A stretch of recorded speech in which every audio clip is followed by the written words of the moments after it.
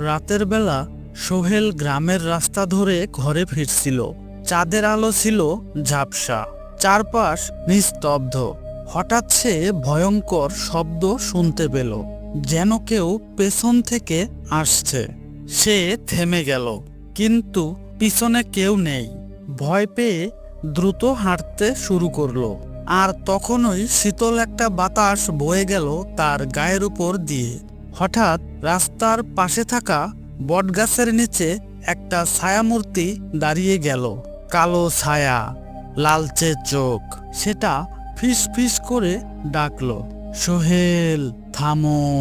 সোহেল চিৎকার দিয়ে দৌড় দিল, কিন্তু যতই দৌড়ায় রাস্তা শেষ হয় না।